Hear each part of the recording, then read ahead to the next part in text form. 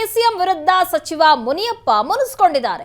ರಾಜ್ಯ ನಾಯಕರು ಗಲಾಟೆ ಬಗೆಹರಿಸಲು ಆಗಲಿಲ್ಲ, ಹೀಗಾಗಿ ಮೂರನೇ ಅಭ್ಯರ್ಥಿಗೆ ಕೋಲಾರ ಟಿಕೆಟ್ ಕೊಟ್ಟಿದ್ದಾರೆ ಅಂತ ಮುನಿಸಿಕೊಂಡಿದ್ದಾರೆ.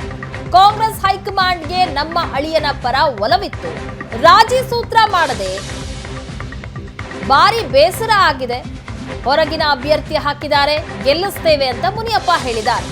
ಸಿಎಂ ಮತ್ತೆ ಡಿಸಿಎಂ ರಾಜಿ ಮಾಡಬಹುದಾಗಿತ್ತು, ಯಾಕಂದ್ರೆ ಕೇಂದ್ರದ ಹೈಕಮಾಂಡ್ಗೆ ನನ್ನ ಅಳಿಯನ ಮೇಲೆ ಒಲವಿತ್ತು, ಅವರನ್ನೇ ಸ್ಪರ್ಧೆ ಮಾಡಿಸಬೇಕು ಅಂತ. ಆದ್ರೆ ರಾಜ್ಯದಲ್ಲಿ ನಾಯಕರು ರಾಜಿ ಸೂತ್ರವನ್ನ ಮಾಡದೇ ಇರೋದು ಭಾರಿ ಬೇಸರ ತಂದಿದೆ, ಹೀಗಾಗಿನೇ ಮೂರನೇ ಅಭ್ಯರ್ಥಿಯನ್ನ ಕಣಕ್ಕೆ ಇಳಿಸಲಾಗಿದೆ ಅಂತ ಬೇಸರವನ್ನ ವ್ಯಕ್ತಪಡಿಸಿಕೊಂಡಿದ್ದಾರೆ ಮುನಿಯಪ್ಪ.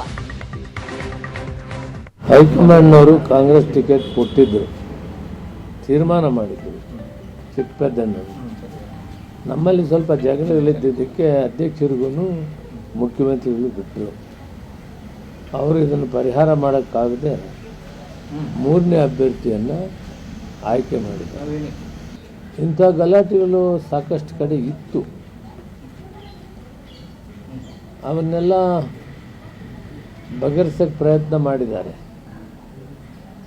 ಇದನ್ನು ಅವರು ಮಾಡೋಕ್ಕಾಗಿಲ್ಲ. ನಾನು ಹೇಳಿ ನೋಡಿದೆ, ಅವಕಾಶ ಮಾಡಿಕೊಡಿ, ಗೆಲ್ಲಿಸ್ಕೊಡ್ತೀನಿ ಅಂತ. ಆದರೂ ಕೂಡ ಆಗ್ತಾ ಇಲ್ಲ ಅವ್ರ ಕೈಲಿ. ಆದ್ದರಿಂದ ನಾನು ಕೂಡ ವೇಣುಗೋಪಾಲ್ ಸಂಪರ್ಕ ಮಾಡಿದ್ದೀನಿ, ಸುರ್ಜೇವಾಲ ಸಂಪರ್ಕ ಮಾಡಿದ್ದೀನಿ.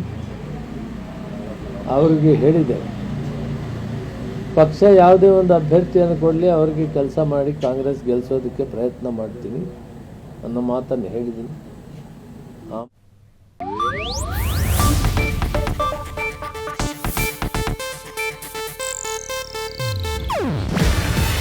ಇದು ಏಷ್ಯಾನೆಟ್ ನ್ಯೂಸ್ ನೆಟ್ವರ್ಕ್ ಪ್ರಸ್ತುತಿ. ನೀವು ನೋಡ್ತಿದ್ದೀರಾ ಏಷ್ಯಾನೆಟ್ ಸುವರ್ಣ ನ್ಯೂಸ್.